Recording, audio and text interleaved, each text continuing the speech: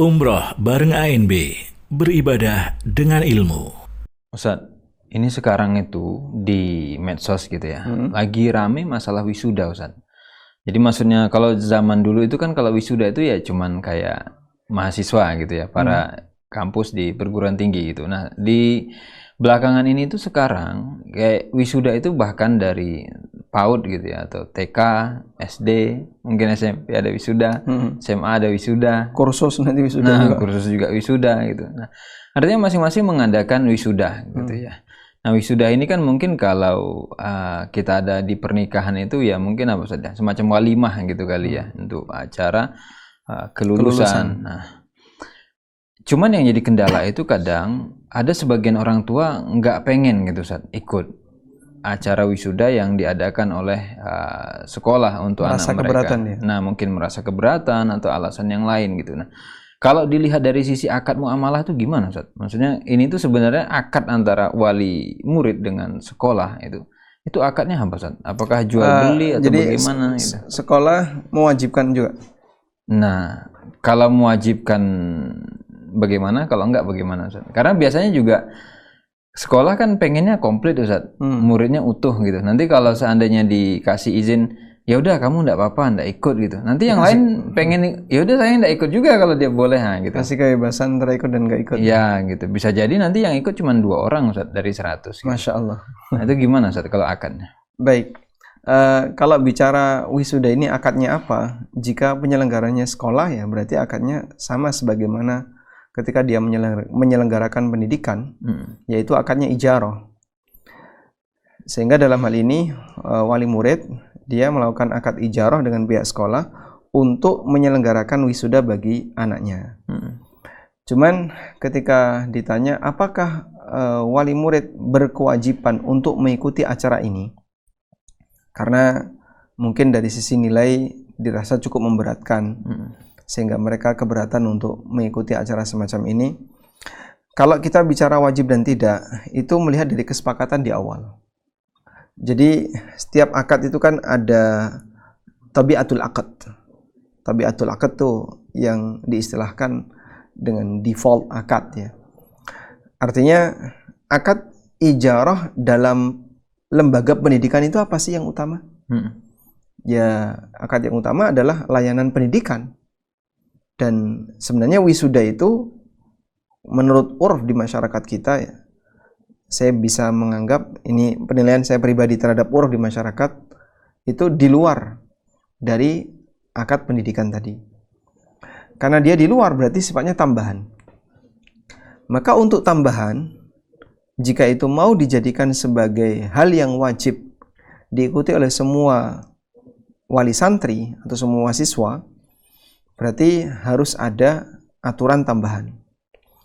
Kalau jasa pendidikannya itu wajib, misalnya ya, sekolah di sini ditempuh selama 3 tahun SMP, dan 3 tahun itu berarti ada 6 semester.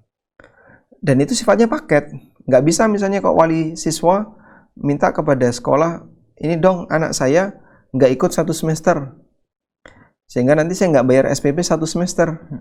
Boleh nggak kayak gitu? Ya nggak bisa. Karena ini bagian dari tabiatul akad. Defaultnya akad ijarah dalam lembaga pendidikan ya 1 paket selama rentang sekian tahun sesuai dengan yang menjadi kebiasaan masyarakat. Sehingga kalau SMP 3 tahun, nggak bisa kemudian dia mundur 1 tahun dan nggak bayar, nggak bisa. Sehingga andai pun ada siswa yang dia nggak berangkat sekolah, dia tetap dikenai kewajiban bayar. Karena dia nggak berangkat, bukan karena sekolah tidak menyediakan layanan, tapi dia tidak memanfaatkan layanan itu. Dan itu berbeda. Kalau sekolah tidak menyediakan layanan, kemudian wali santri, wali murid minta agar ada potongan, itu boleh. Tapi kalau sekolah sudah menyediakan layanan, cuman wali siswanya tidak mau memanfaatkan, maka hak dia gugur dan dia tetap berkewajiban untuk bayar SPP. Baik. Nah, jika kita sepakat bahwasanya wisuda itu tidak masuk pada objek pendidikan, dia di luar karena sifatnya tadi tasyakuran aja ya, walimah lulusan, apakah ini boleh diwajibkan kepada wali siswa? Jawabannya kembali kepada kesepakatan. Ibaratnya begini, Kalau Anda beli barang saya, maka Anda harus beli bungkusnya. Dan bungkus ini sifatnya terpisah dari barang tersebut. Artinya barang ini dibawa tanpa bungkus pun bisa. Tapi kalau mau tambah bungkus, harus nambah biaya. Nah, saya beli barang A. Dan saya diwajibkan untuk beli bungkusnya. Padahal barang A ini tanpa bungkus bisa saya bawa. Maka ketika di situ harus ada kewajiban membeli bungkusnya, dalam klausul harus disebutkan di awal. Pak, kalau Bapak mau beli barang A, ada syarat Bapak harus beli bungkusnya. Karena kalau enggak, kami tidak jual secara terpisah. Sehingga barang A plus bungkus kami jual jadi satu. Nah, kalau seperti ini disebutkan dalam klausul kesepakatan, lalu saya setuju, ya nggak apa-apa, saya setuju, saya nanti bungkusnya sekalian saya beli plus barang A. Maka mengikat kedua belah pihak. Li'anal muslimin ala syurutihim, karena setiap kaum muslimin dia harus memenuhi kesepakatan yang mereka buat. Sebagaimana dalam sabda Nabi SAW, al-muslimuna ala syurutihim. Setiap muslim harus memenuhi kesepakatan yang mereka buat.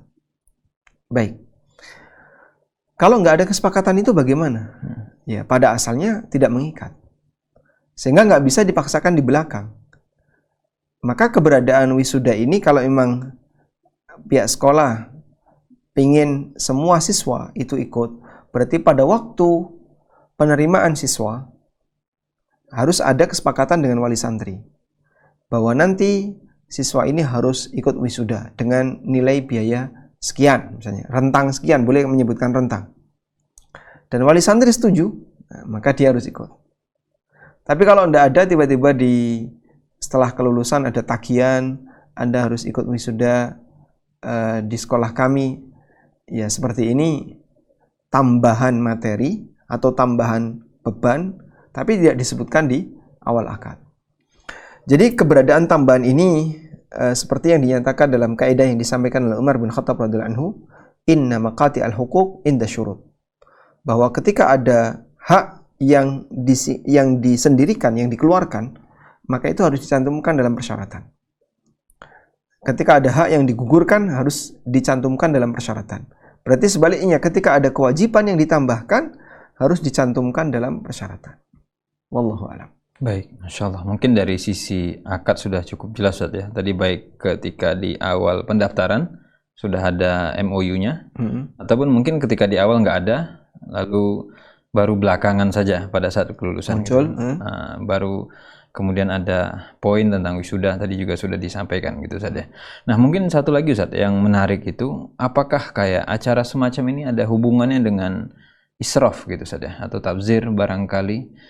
Karena di sebagian tempat mungkin dirasa agak, ya nggak tahu ya, mungkin tingkat TK gitu wisudanya hotel bintang 5 gitu. Kalau kita aja mungkin yang mahasiswa Ustaz, kalau wisuda diadain di mana bintang 5 itu kan ya nggak semua mahasiswa, dan kita bisa bilang itu ya middle up lah gitu ya, yang memang kalau yang mungkin yang biasa-biasa ya mungkin di GOR gitu ya, atau mungkin di ruang pertemuan kampus dan seterusnya. Nah, ada nggak Ustadz kayak gitu tuh kemungkinan atau bahkan hubungannya dengan tadi? Karena kita kan ini bicaranya harta Ustadz ya, bicara urusan uang dan yang lain ketika membelanjakan seperti itu. Baik, jadi kita sepakat bahwa boros itu perbuatan tercela. Allah Subhanahu wa taala berfirman, "Wala tusrifu innahu la yuhibbul musrifin." Janganlah kalian bersikap boros, sesungguhnya Allah tidak menyukai orang yang bersikap boros. Oleh karena itu, dalam hal ini apakah ini terhitung boros atau tidak? Salah satu di antara ukuran boros adalah dengan menimbang tingkatan kemampuan seseorang. Kalau orang punya tabungan miliaran, keluar cuma 300.000, itu nggak boros. Untuk wisuda keluar 300.000, nggak boros. Uang receh bagi dia. Tapi bagi orang yang penghasilan bulanannya cuma 800.000 atau 900.000, nggak sampai 1 juta atau bahkan 1 juta, keluar 200.000, 300.000 untuk wisuda, bisa jadi terhitung boros. Karena untuk kegiatan semacam ini yang mungkin tingkat urgensitasnya nggak terlalu tinggi, bagi dia dengan nilai sekian bisa terhitung boros. Nah, kita nggak tahu keseragaman itu kembali kepada wali santri, bukan kembali kepada wali siswa, bukan kembali kepada sekolah.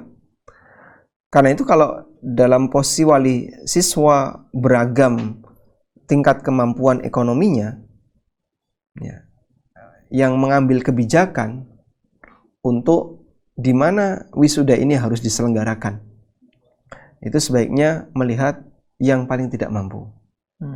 Sehingga kalau memang ini harus dibuat wisuda, lihat paling tidak mampu. Nabi SAW menyarankan ketika orang jadi pemimpin, beliau kasih arahan, waqtadi bi'ad'ufihim, ikuti yang paling lemah di antara mereka. Sehingga saat mimpin sesuatu, perhatikan yang paling tidak mampu. Ya. Sehingga dalam posisi ini ketika diperhatikan yang paling tidak mampu, yang mampu kan bisa ngejar. Agar yang tidak mampu juga bisa ikut terlibat, maka dibuatlah nilai yang menyesuaikan yang tidak mampu. Nah, kalau demikian insya Allah tidak terhitung pemborosan. Sehingga tidak ada istilah israf dalam hal ini, karena nilainya masih sangat terjangkau oleh orang tersebut. Wallahu a'lam. Dan penjelasan yang kedua ini terlepas dari hukum akadnya tadi ya. Sehingga kita bicara dua hal. Pertama, kewajiban orang tua wali siswa untuk ikut wisuda. Atau yang kedua adalah berbicara ukuran apakah ini termasuk israf atau tidak. Nah, mungkin ini Ustaz, standar israf itu apa Ustaz? Selain tadi patokannya dengan gaji misalkan atau dengan pemasukan, dan apakah kalau sempat terjadi israf itu sampai kena hukuman dosa atau enggak gitu Ustaz? Ya, perbuatan israf tidak dicintai oleh Allah. Innahu la yuhibbul musrifin. Allah tidak menyukai orang yang boros. Israf adalah boros yang tidak disukai oleh Allah, tidak dicintai oleh Allah. Dan ketika itu disebut dalam Al-Quran sebagai perbuatan yang tidak dicintai oleh Allah, berarti ya kurang lebih itu ya termasuk salah yang tidak seharusnya dilakukan oleh seorang mukmin. Selanjutnya, ukuran borosnya itu kembali ke mana? Kembali ke urf. Nah, yang disampaikan oleh beberapa ulama adalah melihat dari sisi pertimbangan kemampuan yang bersangkutan. Kalau yang bersangkutan mampu menjangkau itu dengan baik tanpa mengganggu dapurnya, tidak masalah. Tapi kalau dipakai membayar wisuda 500.000 misalnya, karena di hotel bintang 5, nginep lagi setengah hari, ada nggak? Dari mulai jam 7 sampai jam 12 misalnya. Jadi dengan nilai yang semahal itu membuat orang jadi terganggu dapurnya.